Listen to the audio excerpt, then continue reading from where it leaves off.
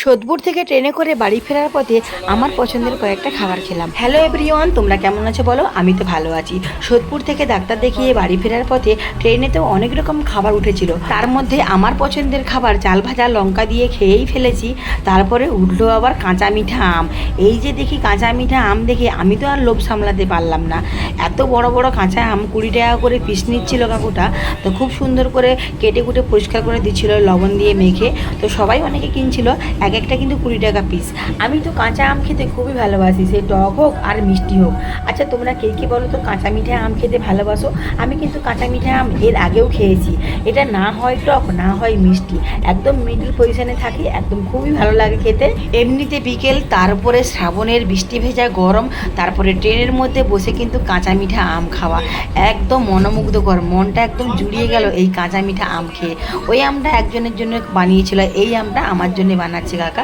খুব সুন্দর টেস্ট এবং এত বড় দেখে আমি প্রথমে ভেবেছিলাম আমি খেতেই পারবো না, কিন্তু খেতে খেতে কিন্তু এক নিমিষে এই কাঁচা মিঠা আম কিন্তু পুরোটাই আমি একাই খেয়ে ফেলেছি।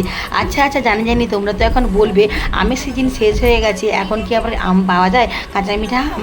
না না, অনেক জায়গায় তো পাওয়া যায়। তো আমাদের এখানে প্রায় কিন্তু কাঁচা মিঠা আম পাওয়া যায়। আমের সিজন শেষ হয়ে যাওয়ার পরেও এগুলো 12 মাসই চাষ হয়। এই আমগুলো আমাদের এদিকটায় সবসময়ই প্রায় পাওয়া যায়। আচ্ছা তোমরা কে কে বলো তো আমার মতো এরকম কাঁচা মিঠা আম দেখলেই পাগল হয়ে যাও খাওয়ার জন্য? আমি কিন্তু একদম পাগল হয়ে গেছিলাম এই কাঁচা মিঠা আম দেখে, একদম কিন্তু জিভটা সামলাতে পারছিলাম না। আমি কিন্তু আম খেতে এমনিতেই খুবই ভালোবাসি, বারবার তোমাদেরকে বলছি। আচ্ছা তোমরা যদি কেউ কেউ খেতে চাও তাহলে আমার কমেন্ট বক্সে জানিয়ে যাও, তোমাদের বাড়িতে আমি সবার বাড়িতে কাঁচা মিঠা আম পাঠিয়ে দেবো।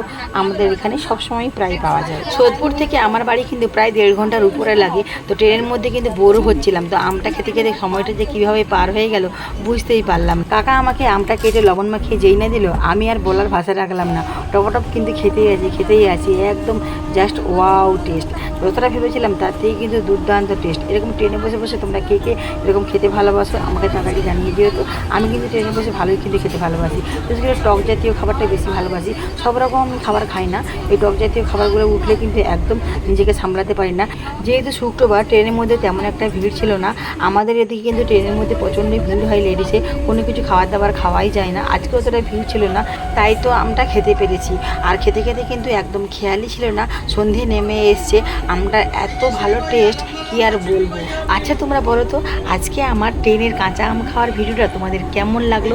যদি ভালো লেগে থাকে প্লিজ ভালোবাসা দিয়ে লাইক কমেন্ট করে পাশে থেকো, আর ইউটিউব থেকে দেখে থাকলে একটু সাবস্ক্রাইব করে দিও।